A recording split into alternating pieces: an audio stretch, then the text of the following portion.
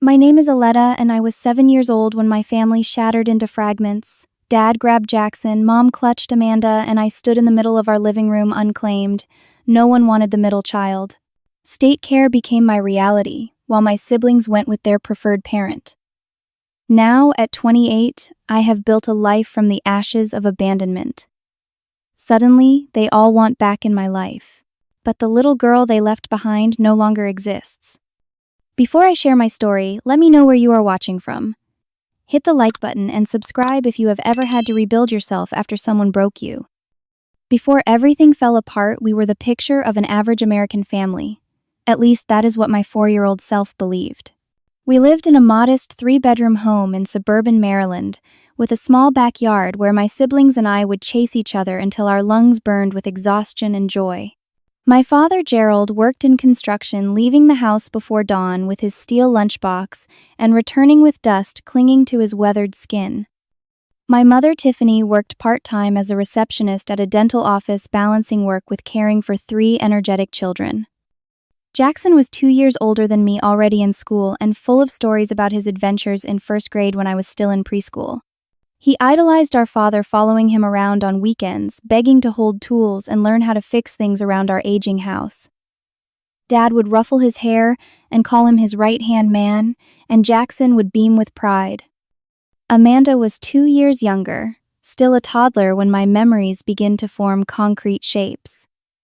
She had our mother wrapped around her finger with her bouncy curls and infectious giggle. Mom would dress her in frilly outfits and parade her around like a living doll, something I never experienced, despite my secret wishes for the same attention. I existed in the middle space, not quite commanding the respect of being the eldest, nor receiving the doting affection reserved for the baby. I was just Aletta, the middle child who helped Mom with chores and tried to join in when Dad taught Jackson things. Sometimes they included me, sometimes they forgot I was there. Early on, I learned to make myself useful rather than noticeable. The first cracks in our family foundation appeared around my 6th birthday. Dad started coming home later, his breath sour with something I would later recognize as whiskey. Mom would smile tightly when he walked through the door, but the smile vanished the moment he turned away. They thought we were asleep when they argued at night, but the walls in our house were thin and their whispers had a way of transforming into hissed accusations that seeped through the vents. Money troubles were a constant theme. Bills piled up on the kitchen counter, stamped with angry red warnings that I could not read but understood were bad. Dad took extra shifts, coming home even later and more irritable. Mom started working additional days, leaving us with Mrs. Bennett from next door, who smelled like mothballs, and made us sit quietly watching public television while she dozed in a recliner. Despite the tension, we still had moments of family harmony that I clung to with desperate hope. The summer I turned 7, just 3 months before everything imploded, we went to Lake Wilson for a picnic. Dad seemed like his old self, tossing Jackson into the water amid shrieks of delight, while Mom spread a checkered blanket and arranged sandwiches with unusual care. Amanda gathered wildflowers along the shore, presenting them to Mom, who tucked one behind each of our ears. I remember wading into the cool water, watching sunlight dance across its surface, feeling a rare moment of perfect belonging. That day, Dad hoisted me onto his shoulders, something he usually reserved for Jackson. I could see for miles from my perch, his strong hands gripping my ankles to keep me steady. Mom took a photo of us, our faces split with identical grins. That picture would become my most treasured possession in the years to come. Evidence that once, even briefly, I had been chosen. The arguments escalated in the weeks that followed. No longer confined to late-night whispers, they erupted at dinner, during weekend breakfasts, in the car, on the way to the grocery store. Mom would cry mascara, tracking black rivers down her cheeks. Dad would punch walls, leaving dents in the plaster that he never repaired. Jackson started acting out at school, picking fights with classmates and talking back to teachers. Amanda developed a habit of hiding in closets during arguments, clutching her favorite stuffed rabbit with white-knuckled fists. I became the silent observer, the emotional barometer of our disintegrating home, trying desperately to predict and prevent the next explosion. Dad started drinking more openly, no longer hiding bottles in the garage, but keeping them on the kitchen counter. Some nights he did not come home at all. Mom alternated between frantic phone calls trying to locate him and cold, brittle silence when he finally appeared. The smell of alcohol permanently replaced his familiar scent of sawdust and coffee. Mom became emotionally erratic, smothering us with affection one moment and pushing us away the next. She would sit at the kitchen table for hours, staring at nothing, only to suddenly spring into cleaning frenzies that lasted until dawn. One day, she cut her hair short and dyed it blonde, laughing with an edge of hysteria when we barely recognized her at school pickup. Through it all, I tried to be the good child, the peacemaker. I earned perfect marks in school, kept my room tidy, helped with Amanda without being asked, and never complained. I thought if I could just be perfect enough, invisible enough, helpful enough, I could somehow hold our family together through sheer force of will and good behavior. I did not understand then that some broken things cannot be fixed, especially by a 7-year-old girl trying desperately to matter. The night our family finally splintered beyond repair began like many others. Dad came home late, stumbling through the front door while we were finishing the macaroni and cheese Mom had made for dinner. The television hummed in the background cartoons, providing a thin veil of normalcy over the tension that hung in the air like smoke. What made this night different was the suitcase Dad carried, a battered brown thing I recognized from our rare family vacations. He dropped it by the door with a thud that seemed to echo through our small house. Mom looked up from where she was, half-heartedly pushing pasta around her plate, her fork freezing mid-motion. For a moment, nobody spoke.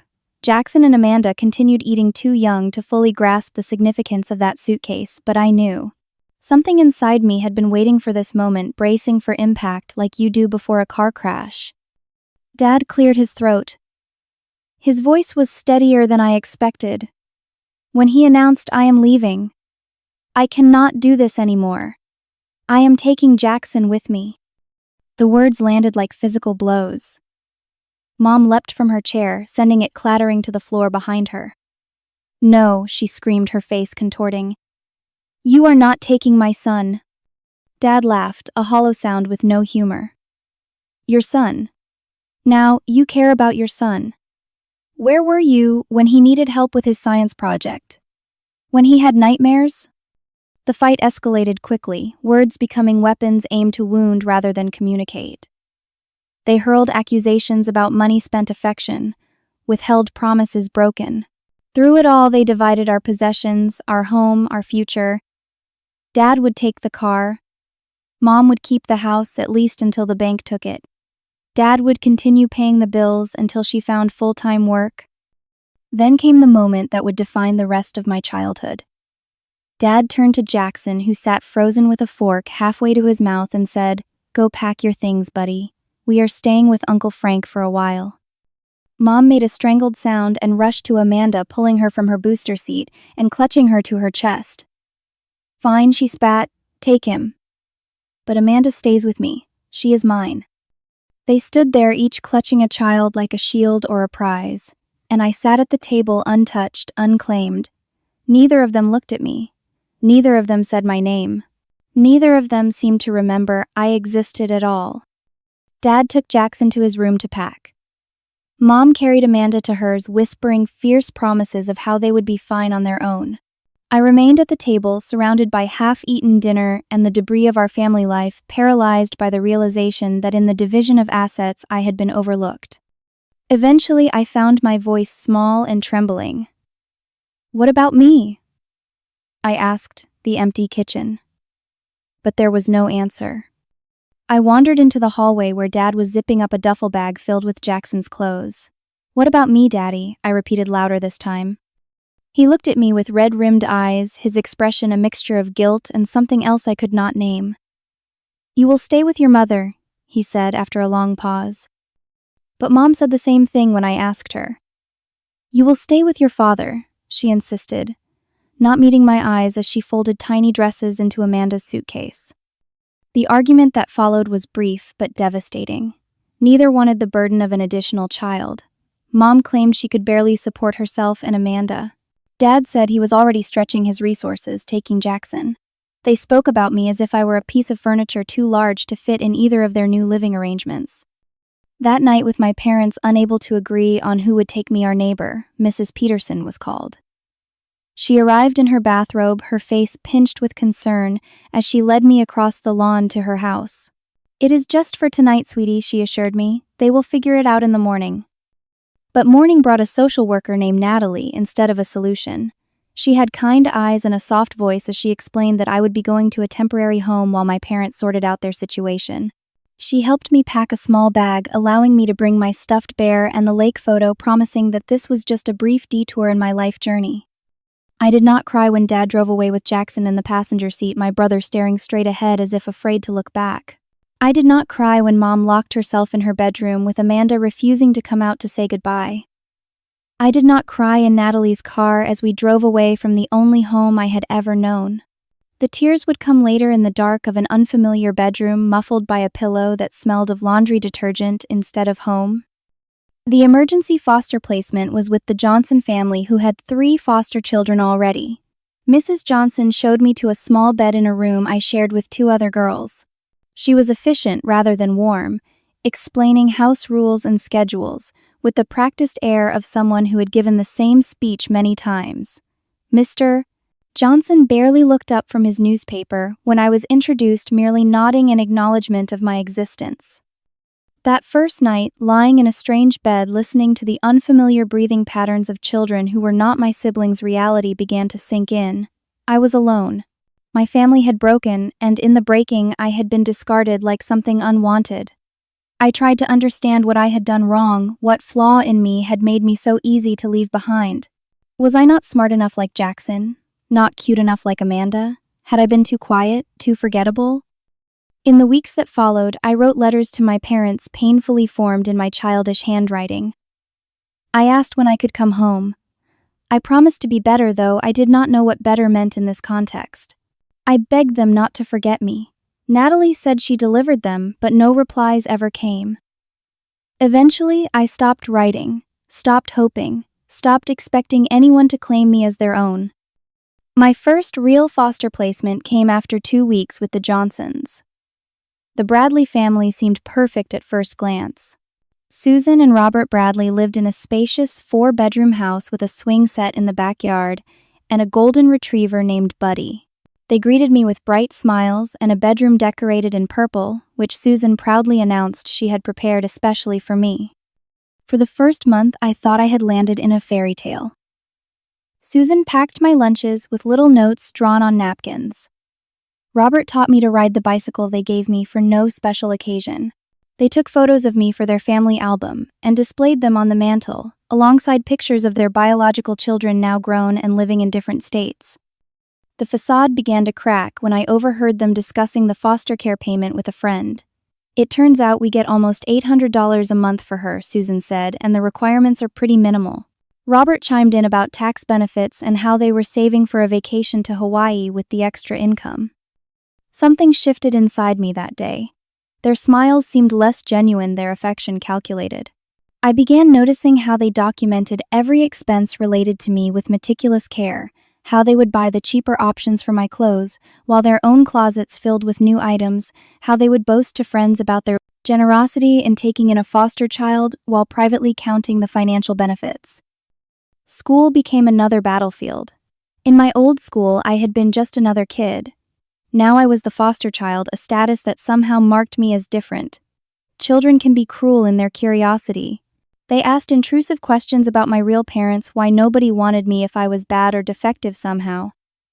Teachers gave me pitying looks and spoke about me in hushed tones when they thought I could not hear. After 8 months with the Bradleys, I was moved again. No dramatic reason was given. They simply decided they wanted to travel more, and a foster child was too restrictive. Just like that, I was repacked into the same duffel bag, this time slightly fuller with accumulated possessions, and transferred to the Miller family. The Millers made no pretense of warmth. Judith Miller ran her household with military precision and viewed foster care as a form of charity rather than parenthood. Her husband Howard barely acknowledged my presence, grunting responses when directly addressed, but otherwise ignoring the children in his home. They had 2 biological teenage sons who resented sharing their space and made sure I knew it. Emotional abuse leaves no visible bruises but cuts just as deep. Judith had a talent for devastating comments delivered with a smile. "You are lucky we took you in," she would say. "Not many families want damaged goods." Or when I brought home a perfect spelling test. "That is surprising. Foster children usually struggle academically." Howard contributed with his silence, refusing to engage or protect me from his wife's subtle cruelty. The sons took their cues from their parents, alternating between ignoring me completely and making derogatory comments about charity cases and government handouts. 9 months into my stay with the Millers, Natalie arranged a meeting with my mother. Hope bloomed inside me like a fragile flower. Finally, I thought. Finally, she wants me back. I spent hours choosing my outfit, practicing what I would say, imagining the tearful reunion that would lead to me going home where I belonged. Mom never showed up. Natalie and I sat in a fast food restaurant for 2 hours, my chocolate milkshake melting untouched as I watched the door with increasingly desperate hope. Eventually, Natalie called only to learn that Mom had decided a visit would be too emotionally difficult for Amanda, who apparently still did not know what had happened to me. That night, I built the first brick in the wall that would eventually surround my heart. I stopped crying into my pillow. I stopped asking Natalie about my parents. I stopped hoping for rescue. Instead, I began to adapt to survive, to protect the fragile core of myself from further damage. The Millers kept me for almost a year before deciding they were too old to deal with a child entering pre-adolescence. I was transferred again, this time to the Simpson family. Carl and Denise Simpson already had 4 foster children when I arrived, all of us sharing 2 small bedrooms in their rundown duplex. The situation quickly revealed itself to be motivated by the foster care payments rather than any desire to help children in need. While the Millers had specialized in emotional wounds, the Simpsons dealt in physical intimidation. Carl had a hair trigger, temper, and heavy hands. Transgressions as minor as leaving a light on or using too much shampoo could result in being grabbed by the arm hard enough to leave finger-shaped bruises, or being locked in a closet for hours as punishment.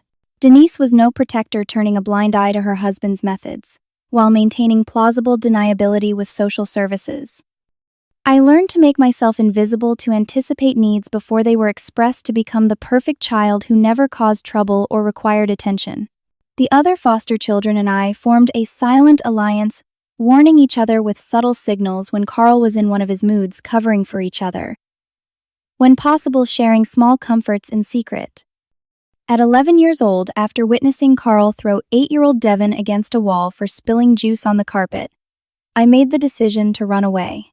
I packed my treasured photo and the few clothes that still fit into my school backpack and slipped out a bathroom window during the night. I had no plan beyond escape, no destination in mind. I just knew I could not survive in that house any longer. I spent 2 nights sleeping in a park, hiding from police cars and kind strangers alike before hunger and cold forced me to seek help. I walked into a public library, drawn by memories of story time and warmth, and approached a librarian who reminded me of my kindergarten teacher. Within hours, I was in the system again, but this time with a file marked as requiring intervention. The group home that became my next residence housed 12 girls between the ages of 10 and 17. Pine Grove Youth Center was institutional rather than abusive, with shift workers instead of foster parents, scheduled activities instead of family life. 3 girls shared each room with metal-framed beds and small lockers for personal belongings. Meals were served cafeteria style and homework was completed during mandatory study hall. In some ways, the honesty of the arrangement was a relief. No one pretended we were family. No one made promises they would not keep. The expectations were clear, the boundaries consistent. I learned to navigate the complex social hierarchy of girls who, like me, had been discarded by the systems meant to protect them. It was at Pine Grove that I met Zoe, a fierce 13-year-old with wild hair and defiant eyes, who became my first real friend since entering foster care. She slept in the bed next to mine and stayed awake whispering stories long after lights out. She shared her contraband candy and taught me how to braid my hair in complex patterns. She made me laugh for the first time in years. Zoe had been in the system since infancy, bouncing between placements with a resilience I envied. "You cannot let them break you," she told me one night. "The minute you believe you are garbage, they win." For 6 months, we were inseparable, facing the challenges of group home life as a united front. Then came the day Zoe was called to the director's office and emerged with stunned eyes and trembling hands. A family wanted to adopt her. After nearly 14 years in the system, someone had chosen her. I felt genuine happiness for my friend mixed with a renewed sense of my own unworthiness. If Zoe, with her disciplinary record and tendency to question authority, could be wanted, what did it say about me that no one had ever come for me? The day she left carrying her possessions in the standard issue, black garbage bag, all Foster, kids recognized, she hugged me fiercely and promised to stay in touch. Like all promises in my life, it eventually proved empty as her new family moved to Arizona and our letters dwindled to nothing. Alone again, I retreated further into myself. I excelled academically because school was the one place I had control. I followed rules perfectly because compliance meant safety. I stopped forming attachments because everyone eventually left. I became a ghost drifting through the system, present but never fully seen. The summer I turned 13 marked the beginning of my transformation. Natalie, who had remained my social worker through all the placements and transitions, arrived at Pine Grove with news of yet another move. But this time, her usual professional demeanor gave way to something that looked almost like excitement. "I have a couple I think might be different," she told me as we sat in the visiting area. Laura and Daniel Morgan. They specifically asked for an older child, which is unusual. Laura grew up in foster care herself. I had heard similar promises before and responded with well-practiced indifference, packing my few possessions with mechanical efficiency. By then, the photo from the lake had been laminated after nearly disintegrating from constant handling, and I tucked it carefully between layers of clothing. The Morgans lived in a modest, colonial-style house on a quiet street lined with maple trees. Laura was a high school English teacher with bright eyes and a messy bun, while Daniel worked as an architect from a home office filled with drafting tables and miniature building models. They had no biological children, and had never fostered before me. When Laura showed me to my room, I waited for the sales pitch, the exaggerated enthusiasm, the promises I knew would eventually be broken. Instead, she simply said, "We know this is just a room to you right now, not a home. That is okay. We will give you space and time. The door has a lock and only you will have the key. Your privacy matters to us." That small acknowledgement of my reality, the lack of pressure to perform gratitude, caught me off guard. Still, I maintained my emotional distance, responding to their attempts at conversation with minimal words, testing boundaries with small acts of defiance, waiting for the mask of kindness to slip. Laura never pushed when I retreated to my room for hours. Daniel never raised his voice when I accidentally knocked over and broke a ceramic bowl. Instead of punishment, there were steady, consistent responses. Natural consequences, open conversations, genuine interest in my thoughts and feelings. 2 months into my stay, during a rare moment of shared conversation over dinner, Laura mentioned her own time in foster care. She spoke matter-of-factly about being removed from her biological mother at age 4, about the 5 placements that followed, about aging out of the system at 18, with no family support. I thought her story was a strategic revelation designed to create false intimacy. But over time, in small, non-manipulative ways, she shared more. The foster father who taught her to change oil in a car. The group home supervisor who recognized her writing talent and submitted her poem to a contest she won. The teacher who helped her apply for college scholarships. Her struggles with trust, with forming relationships, with believing she deserved good things. It was Daniel who first broke through my defenses.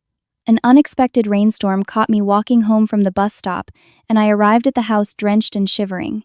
Instead of concern about the puddles I was creating on their hardwood floors, Daniel met me with a fluffy towel, hot chocolate, with exactly the right amount of marshmallows, and 0 questions or lectures about umbrellas.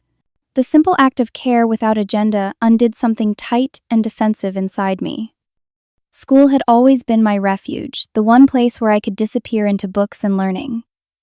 At my new school, I caught the attention of Miss.com. End of UN. Hernandez, the counselor who reviewed my academic records, and called me into her office one day. "These test scores are exceptional, Alida," she said, pushing her glasses up her nose. You are performing well above grade level in most subjects.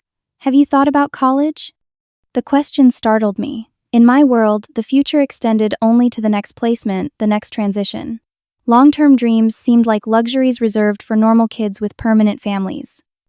When I mentioned the conversation to Laura and Daniel at dinner expecting polite disinterest, they instead launched into an animated discussion of educational possibilities. Daniel brought out a laptop and showed me websites for scholarship programs.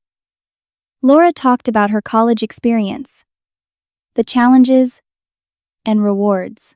Neither pushed or presumed, but for the first time, someone was treating my future as something valuable, something worth planning for.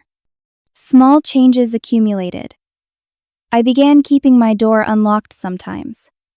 I started asking questions at dinner, rather than just answering those directed at me. I accepted Laura's invitation to join her weekend book club for teens at the library.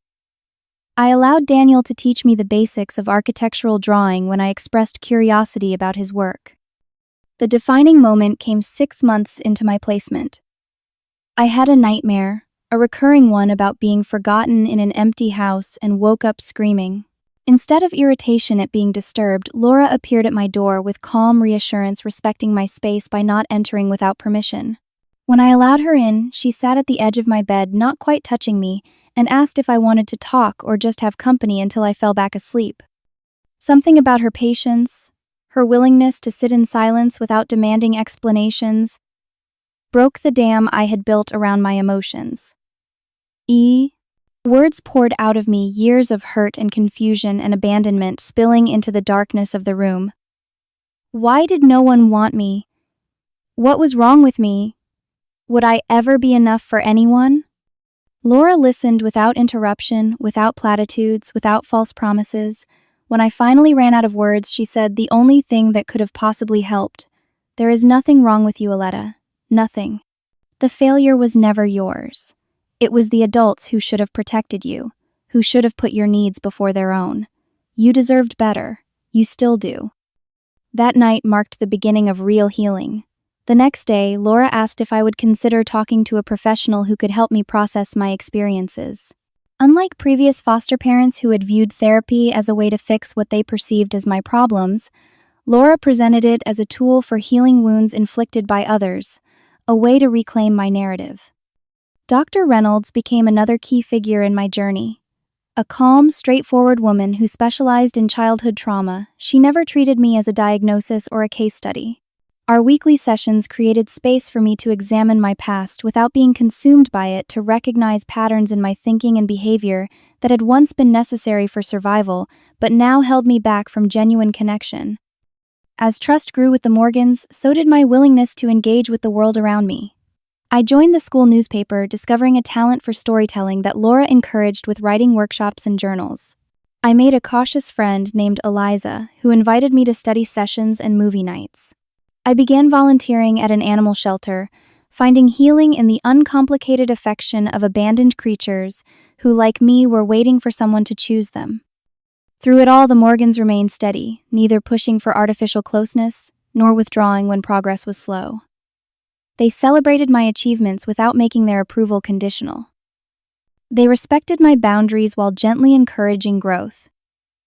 They consulted me about decisions that affected my life, from vacation plans to house rules, treating my input as valuable. One evening, about a year after I arrived, Laura broached a subject we had all carefully avoided. "Have you thought about trying to contact your biological family?" she asked during dinner. "We would support you if that is something you want." The question landed like a stone in still water, sending ripples through my carefully constructed piece.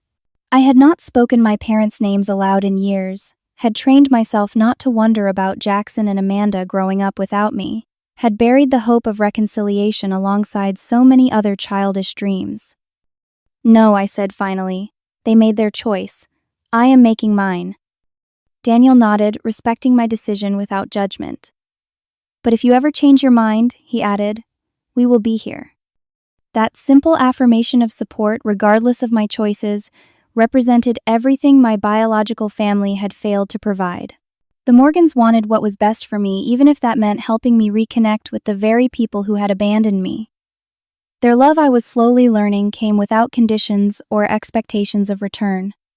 As high school progressed, my academic achievements accumulated. Honor roll became a consistent accomplishment. Advanced placement classes challenged and engaged me. Teachers recommended me for competitive summer programs that the Morgans found ways to afford despite limited resources. When junior year brought college conversations into focus, Ms. Hernandez helped me identify schools with strong support programs for students from foster care backgrounds. Laura spent evenings helping me draft application essays that transformed my painful past into a testimony of resilience rather than victimhood. Daniel drove me to campus tours, asking insightful questions I was too overwhelmed to formulate. By senior year, something remarkable had happened. I had stopped waiting for the other shoe to drop for the Morgans to decide I was too much trouble or not worth the effort. I had begun to trust not just them, but my own worth, my own capacity for success and happiness. When acceptance letters arrived from 3 of my top choice universities along with scholarship, offers that would make attendance possible, the Morgans hosted a celebration dinner. Laura baked my favorite chocolate cake. Daniel presented me with a professional quality art portfolio for my architectural sketches, a hobby he had nurtured over the years. They invited Ms. Hernandez, Dr. Reynolds, and Eliza to share in the moment. That night, surrounded by people who had chosen to invest in me without obligation, I realized I had found what my 7-year-old self had so desperately needed, not a replacement for the family that discarded me, but something perhaps more valuable. I had found people who saw me clearly, who valued me, not despite my wounds, but including them, who believed in my future when I had barely dared to imagine one. As I prepared to leave for college, Laura and Daniel made another commitment that redefined my understanding of family. "You will always have a home here," Laura said, helping me pack my dorm essentials. "Holidays, summers, random weekends, when dorm life gets overwhelming. This room remains yours. We remain your people." For someone who had spent years being shuffled between temporary placements, the promise of permanence was revolutionary. And unlike all the broken promises that came before this one, I actually believed. College represented freedom in ways I had never experienced. For the first time, I was not defined by my status as a foster child or ward of the state. In the freshman orientation circle, when we shared fun facts about ourselves, I chose to mention my passion for architecture and creative writing, not my fragmented family history. The ability to control my own narrative felt like emerging from a dark room into brilliant sunshine. I double majored in psychology and creative writing, fascinated by the intersection of human experience and storytelling. My psychology classes helped me understand the developmental impacts of my early abandonment and subsequent years in the system.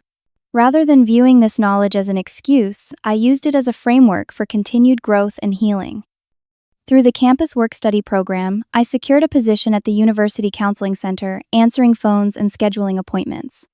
The exposure to mental health professionals in a collegiate setting revealed potential career paths I had never considered, ways to transform my painful experiences into tools for helping others. My junior year brought an internship opportunity at North Star Publishing, a company specializing in educational materials and children's books. What began as coffee runs and copy making evolved when my supervisor, Patricia, discovered my writing samples. She invited me to contribute to a new project, developing resources for elementary school guidance counselors, materials that would help young children navigate complex emotions and difficult life circumstances. The first time I saw my words in print, accompanying gentle illustrations in a book titled, "Sometimes Families Change," something shifted in my understanding of purpose. The abandoned child inside me would always exist, but her pain could be transformed into something healing, something that might reach another child sitting alone in an unfamiliar bedroom, wondering what they had done wrong. Graduation arrived with job offers, including a full-time position with North Star. The Morgans attended the ceremony, cheering loudly when my name was called, hosting a celebration afterward. That included Dr. Reynolds and Miss Hernandez, both of whom had remained in contact throughout my college years. Their collective presence represented the chosen family I had built. Proof that belonging could be created, rather than merely inherited. My early professional years brought both challenges and triumphs. I moved into my first apartment, a small one-bedroom walk-up with uneven floors and excellent natural light. The process of furnishing it piece by piece, making decisions about colors and textures, creating a space that reflected my tastes and needs, was healing in ways I had not anticipated. This was mine earned through my own efforts, a physical manifestation of the stability I had created for myself. It was during this period that I met Paul. He worked in marketing at North Star with an easy laugh and thoughtful questions that made me feel both seen and respected. Our friendship evolved naturally into dating my first serious relationship. Paul was patient with my trust issues, understanding when I needed space, supportive of my career ambitions. But as the relationship deepened, my old fears resurfaced. When Paul began talking about moving in together, about building a future that assumed permanence, I found myself pulling away. The vulnerability required for true intimacy triggered deeply ingrained protection mechanisms. Despite therapy and years of healing, part of me remained convinced that anyone who truly knew me would eventually leave. The breakup was painful but necessary. Paul deserved someone capable of the commitment he wanted, and I needed to recognize that my healing journey was ongoing. We parted with mutual respect, another adult experience navigated without catastrophe. Another lesson in my continuing education about human connection. A promotion at North Star offered the opportunity to relocate to Chicago, heading up a new imprint focused specifically on books supporting children through trauma and transition. The decision to move meant leaving the geographical safety net of the Morgans, who had remained my touchstone throughout college and early adulthood. Our goodbye dinner was emotional, but not final. Family transcends distance. Laura reminded me, helping me pack my kitchen items with the same care she had shown when preparing me for college. Chicago brought professional fulfillment beyond what I had imagined possible.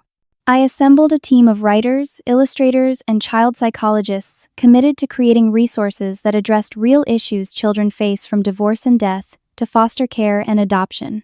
My personal experiences informed the work without dominating it, allowing me to advocate authentically for content that neither sugar-coated difficulties nor left children without hope. My series for foster children, titled You Belong, won industry recognition and was adopted by social service agencies across multiple states.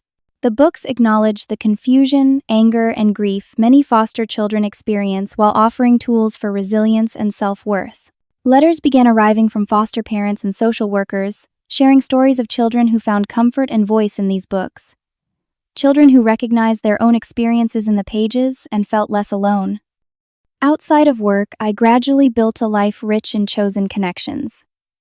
Claire, my neighbor in the apartment across the hall, became a close friend who introduced me to her book club and running group. Jasmine, a graphic designer I met through a community art class, brought me into her diverse social circle of creative professionals. Neither friendship came with the complications of shared childhood or family obligation, allowing me to practice vulnerability and trust in relationships built entirely on mutual choice and compatibility. The purchase of my first home, a 2-bedroom condo in a converted warehouse building, represented a milestone I once could not have imagined. The mortgage approval, the key in my hand, the freedom to paint walls and replace fixtures, all symbolized a level of permanence and self-sufficiency that 7-year-old Aleda, waiting for someone to claim her, could never have envisioned. I established traditions that honored my journey rather than erasing it. Each year, on the anniversary of entering foster care, I donated books to children in the system. On my birthday, I treated myself to something that would have delighted my childhood self, like art supplies or a day at an amusement park. These rituals acknowledged both the pain of my past and my triumph over it, integrating my full story into the person I had become. Volunteer work became another cornerstone of my life. I trained as a court-appointed special advocate for foster children, using my professional knowledge and personal experience to ensure vulnerable children had someone focused exclusively on their best interests during legal proceedings. The work was emotionally demanding but deeply meaningful, allowing me to be the advocate I had needed during my own time in the system. Occasionally, I would allow myself to wonder about Jackson and Amanda, imagining what their lives might have become. These thoughts no longer carried the desperate yearning of childhood, but rather a quiet curiosity. I had made peace with the reality that some questions might never be answered, some wounds never fully explained. My worth was no longer tied to understanding why I had been the one left behind. The life I built was not perfect, but it was authentically mine. Every aspect reflected choices I had made, values I had developed, strengths I had cultivated through adversity. I was not merely surviving but thriving. Not defined by abandonment, but by the resilience and compassion it had taught me. The scared little girl who once believed herself unworthy of love had grown into a woman who understood her own value and contributed meaningfully to the world around her. Then, after 20 years of silence, the past came knocking at my door. The Facebook message arrived on an ordinary Tuesday morning as I was sipping coffee and reviewing manuscript submissions. The notification seemed innocuous, until I saw the name Jackson Walker, my brother. My finger hovered over the screen, heart pounding with such force I could feel it in my throat. 20 years of silence, and now a digital bridge to the family that had discarded me. The message preview showed only the first line, "Aletta, I know, it has been a long time." For several minutes I sat paralyzed, unsure whether to open or delete the message. Part of me, the well-adjusted adult who had built a successful life, felt curiosity rather than pain. Another part, the wounded child who still lived within me, recoiled in protective fear. Eventually, professional curiosity won out. I opened the message. "Aletta, I know it has been a long time, but I have been trying to find you for months. Dad is sick. Cancer. The doctors say maybe 6 months. He has been asking for you. I know we have no right, but would you consider talking to me? Maybe a phone call, I understand if you say no." The words landed like stones, each one creating ripples of complex emotion. Dad, sick, dying. The man who had chosen my brother but not me now wanted contact after 2 decades of silence. The audacity was breathtaking. I closed the laptop without responding, needing time to process this unexpected intrusion from the past. I called Dr. Reynolds, who had remained an occasional resource during major life transitions, and scheduled an emergency session. Then I took a personal day from work, something I rarely did, and spent hours walking along Lake Michigan trying to sort through the tangle of feelings the message had triggered. A week passed before I felt capable of crafting a response. I kept it brief and non-committal. I need more information before considering any meeting. Why now? Where has everyone been for 20 years? What exactly does he want from me? Jackson responded almost immediately, as if he had been waiting by his computer. The message was long, filled with explanations that read like excuses. Dad had struggled with alcoholism for years, before finally getting sober 5 years ago. They had moved frequently during my childhood, making it difficult for social services to maintain contact. They had thought I was with Mom until learning otherwise years later. They had searched for me on and off, but respected my right to privacy when preliminary inquiries suggested I wanted no contact. Each justification felt hollow, crafted to minimize their abandonment rather than acknowledge its impact. Still, curiosity compelled me to continue the exchange to fill in the gaps of my fractured family history. Over several messages, I learned that Jackson lived just 90 minutes away in Milwaukee, working as an electrical engineer. Dad had settled in Indianapolis after his recovery, starting a small handyman business. They had maintained regular contact throughout the years I spent being shuffled through the foster care system.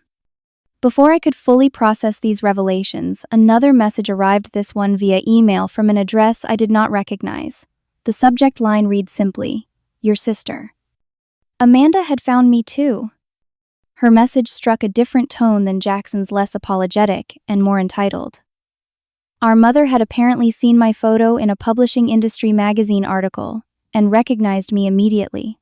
According to Amanda, Mom had spent years regretting the family split and had tried repeatedly to reunite us all.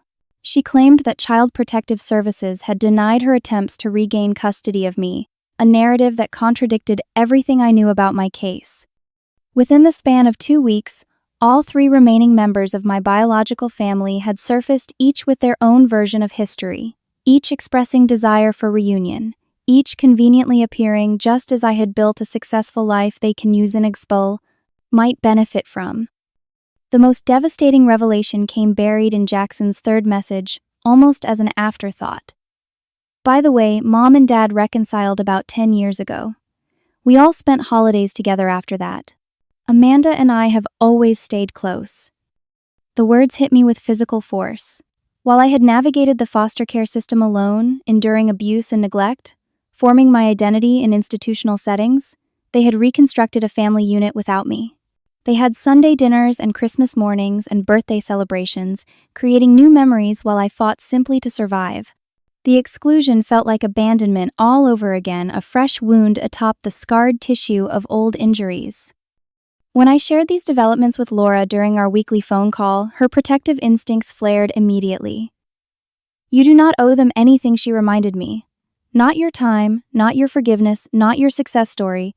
Whatever you decide, Daniel and I support you completely."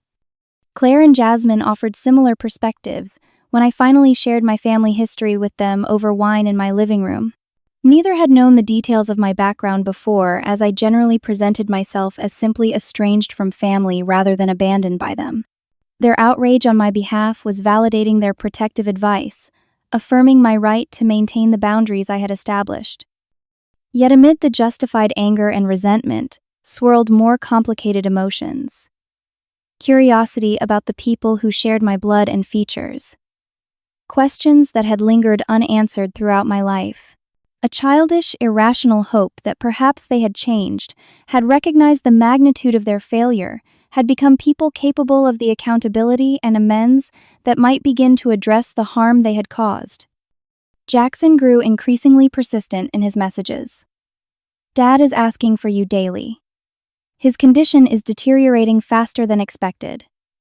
He needs to make peace before he goes." Amanda took a more manipulative approach. "Forgiveness is for you, not for them," she wrote. Co-opting therapeutic language she clearly did not understand. "Family is everything. Blood is thicker than water. You cannot move forward while holding on to the past." Their pressure triggered anxiety attacks I had not experienced in years.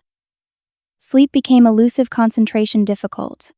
The carefully constructed peace I had built began showing cracks, old insecurities seeping through like groundwater after a heavy rain. During an emergency session, Dr. Reynolds helped me identify what was happening. "Your biological family abandoned you," she observed, "but you survived and thrived without them. Their sudden appearance threatens the narrative of independence you have built. It is natural to feel destabilized." She guided me through exercises to reconnect with my adult resources and perspective, to distinguish between the vulnerable child who had been harmed and the capable adult who now had choices. The decision to engage or maintain distance was mine alone, with no obligation to people who had forfeited their right to my consideration 20 years earlier. After much reflection, I agreed to meet Jackson at a coffee shop halfway between our cities. I chose a public location for its safety and easy exit if needed, arriving early to select a table with clear sightlines to the door and restrooms, old survival habits automatically engaging. He arrived 5 minutes late, a tall man with familiar eyes who bore only slight resemblance to the 9-year-old boy who had left without looking back. The conversation was awkward, full of long pauses and careful navigation around the elephants crowding our small table. Jackson spoke of Dad's illness, his treatment options, his expressed regrets. He described their life after leaving the apartments and jobs and struggles that followed. When he finally addressed the central question of why they had left me behind, his explanation was painfully inadequate. Dad was drinking heavily then. He could barely handle taking care of one kid. He thought you would be better off with Mom. And when he learned I was in foster care, I asked, my voice steady despite the turmoil beneath. Jackson looked down at his coffee. He was still drinking then, fighting his own demons. By the time he got sober and tried to find you, years had passed. The social worker said you were in a stable placement and did not want contact. Whether this was truth or convenient fiction, I could not determine. What was clear was Jackson's expectation that these explanations should suffice, that understanding the circumstances should naturally lead to forgiveness and reunion. The conversation took a revealing turn when he mentioned Dad's medical bills and the financial strain of his treatments. There was no direct request, but the implication hung in the air, the suggestion that family helps family, especially family who has achieved professional success and financial stability. I left that meeting with clarity I had not possessed before. This was not about reconciliation or healing. This was about utility. After being deemed disposable as a child, I was now being evaluated for usefulness as an adult. The irony was not lost on me. I declined Jackson's invitation to visit Dad in Indianapolis, his suggestion that we bring Amanda into our conversations, his thinly veiled hints about financial assistance. I walked away from that coffee shop with shoulders straight and head high, no longer the abandoned child but a woman who understood her worth and refused to accept less than she deserved. In the weeks following my meeting with Jackson, I entered a period of intense self-reflection. Each morning, I woke early to write in my journal, examining my feelings without judgment, distinguishing between the pull of biological connection and the reality of my lived experience. These pages became a conversation with myself, a way to process the complex emotions triggered by my family's sudden reappearance. My weekly calls with Laura took on new significance during this time. Unlike my biological parents, she had no agenda beyond my well-being. No investment beyond wanting me to thrive. 20 years after entering my life, she remained a steady presence, offering wisdom without directive support, without condition. "What do you want from them, Aletta?" she asked one evening. "Not what they want from you, but what would constitute a satisfying outcome for you in this situation?" The question reframed my thinking entirely. I had been so focused on responding to their demands and expectations that I had not considered my own. What did I want? Closure, perhaps. Acknowledgement of the harm done. Not a fairy tale reunion, but perhaps an honest reckoning that would allow me to fully release the lingering questions that had shadowed parts of my life. After much consideration, I made a decision that felt both terrifying and empowering. I would meet with all of them together once on my terms. Not to foster ongoing relationships or meet deathbed demands, but to speak my truth to the people who needed most to hear it. To close this chapter definitively, rather than allowing it to remain perpetually unfinished. I arranged the meeting at a community center conference room in Indianapolis Neutral Territory that belonged to neither them nor me. I requested that Dr. Reynolds attend as both support and mediator, a professional presence to maintain boundaries and perspective. I specified a 2-hour time limit, no gifts or photos, and made clear this was not necessarily the beginning of ongoing contact, but rather an opportunity for communication after 2 decades of silence. The days leading up to the meeting were turbulent. I experienced nightmares about being 7 again, standing in that living room while my family fractured around me. I doubted my decision, questioned my strength, considered canceling multiple times. Claire and Jasmine took turns checking on me, bringing meals when anxiety stole my appetite, listening as I rehearsed what I needed to say. The morning of the meeting, I stood before my mirror, deliberately selecting an outfit that made me feel confident and professional armor of a sort against the vulnerability to come. I was no longer the powerless child they had discarded, but Dr. Alida Walker, published author and advocate, a woman who had built meaning from the wreckage they had left behind. Walking into that conference room was like stepping into a surreal collision of past and present. Dad, gaunt from illness, but still recognizably, the man who had walked away with my brother. Mom, hair now streaked with gray but wearing the same excessive jewelry that had jingled when she clutched Amanda to her chest. My siblings, adult versions of the children who had gone with their preferred parent while I remained unclaimed. The initial exchanges were stilted, heavy, with 2 decades of absence. Dad attempted joviality as if we were merely catching up after a brief separation. Mom dabbed at tears that seemed to appear on cue. Amanda spoke rapidly about how wonderful it was to be reunited, constructing a narrative that ignored the circumstances of our separation. Jackson watched me with calculation, perhaps assessing whether his efforts at reconnection would yield the results he sought. Dr. Reynolds skillfully guided the conversation toward substance rather than superficial pleasantries. "We are here today," she noted, "because Aletta has graciously agreed to meet with you after 20 years of no contact. Perhaps we should begin by acknowledging that reality." What followed was a masterclass in evasion and revisionist history. Dad blamed his alcoholism for choices he presented as beyond his control. Mom claimed to have been suffering from undiagnosed depression that impaired her judgment. Both insisted they had believed I was being cared for by the other, until learning otherwise years later, a fiction that fell apart under the most basic scrutiny. My siblings offered their own versions of events shaped by loyalty to the parents who had chosen them, and by their need to justify their own lack of initiative in finding me. Amanda, who had been 5 when our family fractured, had the most excuse for her ignorance, yet seemed the most invested in minimizing what had happened. "I am sorry if you felt abandoned," she said, employing the classic non-apology that locates the problem in the perception rather than the action. "But we were all just doing our best in a difficult situation." Throughout their explanations and justifications, I remained silent, allowing them to reveal themselves through their words, their omissions, their body language. I saw clearly how they had constructed narratives that absolved them of responsibility, that transformed their abandonment of a child into an unfortunate circumstance beyond anyone's control. When they had exhausted their explanations, when the room fell quiet with expectation, I finally spoke. My voice was steady, the result of weeks of preparation and years of healing work. 20 years ago, I stood in our living room and watched my family divide like property in a divorce. Dad took Jackson, Mom took Amanda, and no one took me.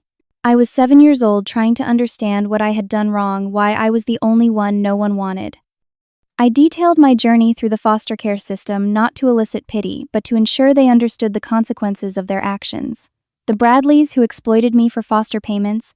The Millers, who eroded my self-worth with constant criticism. The Simpsons, who left bruises on my arms and locked me in closets. The group home where I learned to disappear to survive. I spoke of running away at 11, of sleeping in a park, because it felt safer than my foster home of the library, where I finally sought help because hunger and cold overcame fear. I described birthdays with no cards, Christmases with no family, school events attended only by social workers or temporary caregivers who often did not know my grade level or interests. Through it all, I maintained eye contact, refusing to soften the reality to ease their discomfort. Mom cried more dramatically as my story progressed. Dad stared at his hands. Dad stared at his hands. Jackson and Amanda exchanged uncomfortable glances, perhaps confronting for the first time the stark contrast between their experiences and mine. When I described finding stability with the Morgans, pursuing education, building a career and life of meaning, their expressions shifted subtly. Relief that my story had a happy ending, mingled with something that looked like calculation, particularly in Jackson's eyes. The subtext was clear: if I had overcome and succeeded, perhaps my trauma was not so significant after all. Perhaps their debt was not so great. I anticipated this reaction, this minimization of harm based on outcome rather than intent. "I have built a good life," I acknowledged. "But I did so, despite what you did, not because of it. My success does not erase your abandonment or absolve you of responsibility for your choices." Then I addressed each of them individually, speaking truths that had waited 20 years for voice. To Dad, I acknowledged his illness without accepting it as justification for his absence. To Mom, I rejected her tears as insufficient currency for the childhood she had stolen. To my siblings, I expressed understanding of their childhood helplessness while questioning their adult complacency in the family narrative. "I am not here to negotiate ongoing relationships," I explained. "I am here to reclaim my story from the fiction you have created to comfort yourselves." I was not lost. I was abandoned. I was not temporarily misplaced. I was deliberately left behind. I was not better off without you. I was traumatized by your rejection. The silence that followed was heavy with reckoning, with truths too stark for easy response. Dad attempted to speak first, offering what he clearly believed was a meaningful apology. "I was a different man then," he said. "If I could go back and change things, I would." "But you cannot," I replied simply. "And intentions do not heal wounds. Actions might, but even those have limitations." Mom took a different approach, leaning into dramatic emotion. "My baby," she wailed, reaching across the table toward me. "I have thought of you every day. I have prayed for this moment." I did not extend my hand to meet hers. "Your actions tell a different story," I observed. You reconciled with Dad. You maintained relationships with Jackson and Amanda. You created a family unit that deliberately excluded me for decades. You made choices repeatedly that prioritized your comfort over my well-being. My siblings attempted various interventions. Jackson emphasizing Dad's limited time, Amanda invoking Christian forgiveness, both clearly uncomfortable with the unvarnished truth disrupting their familiar narrative. I listened to their perspectives without yielding ground, maintaining the boundaries I had established for this interaction. When the designated 2 hours neared completion, I delivered the message that represented my purpose for the meeting. "I forgive you," I said, watching surprise register on their faces. "Not because you deserve forgiveness, but because I deserve peace. Not because you have earned it, but because carrying anger gives you power over me that you have not earned. I forgive you for my sake, not yours." I established clear parameters for any future contact. I would not be visiting Dad in hospice or attending his funeral. I would not be joining family gatherings or holiday celebrations. I would consider limited structured communication via email initiated no more frequently than monthly, with no expectation of response. I would not provide financial assistance or emotional labor. I would not pretend that 20 years of absence could or should be erased.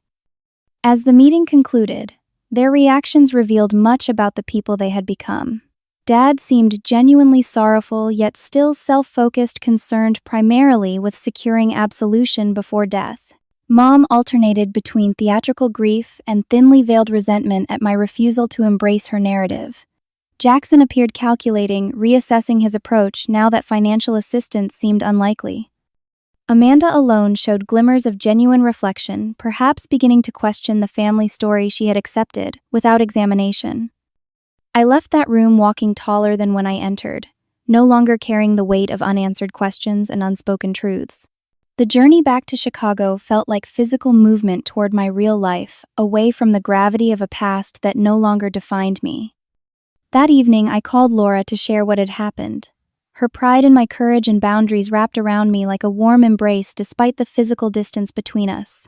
"You have become exactly who you were meant to be," she said. "Whole and strong and compassionate without being a doormat.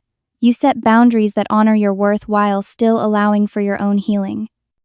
In the months that followed, I maintained those boundaries despite continued attempts by my biological family to negotiate different terms. Dad died 6 weeks after our meeting, and Jackson sent a guilt-inducing message about his dying wish to see me once more. I acknowledged his grief without accepting responsibility for his disappointment. Mom increased her emotional appeals, sending flowers to my office and lengthy emails recounting her suffering. I returned the flowers and responded to the emails with brief factual acknowledgments devoid of the emotional engagement she sought. The experience of asserting my narrative and establishing boundaries based on my needs, rather than their expectations, proved transformative in unexpected ways. I began a support group for adult former foster children, navigating complex family dynamics, creating space for others to process similar experiences of abandonment and potential reconciliation. Each week, sitting in a circle of people who understood without explanation, I found healing in facilitating healing for others. My professional work evolved as well. I began writing a memoir chronicling my journey through the foster care system and beyond, not as a victim story, but as a testament to resilience and the possibility of creating family through choice, rather than biology. The writing process, though sometimes painful, allowed me to integrate all aspects of my experience into a coherent narrative that belonged fully to me. The Morgans remained my true family, the people who had chosen me when I most needed choosing. Laura and Daniel attended my book launch beaming with pride as I signed copies and spoke to an audience that included social workers, foster parents, and fellow system survivors. Their consistent presence in my life demonstrated daily that family is defined by love and commitment rather than genetic connection. My relationship with my biological family settled into a distant, carefully managed connection. Monthly emails, usually initiated by Amanda, who seemed most capable of respecting my boundaries, provided basic updates without expectation of emotional investment. I responded when I felt genuine interest in doing so, abstained when I did not exercising the agency that had been denied to 7-year-old Aletta, standing unclaimed in that living room. The healing was not perfect or complete. Certain triggers could still activate old pain.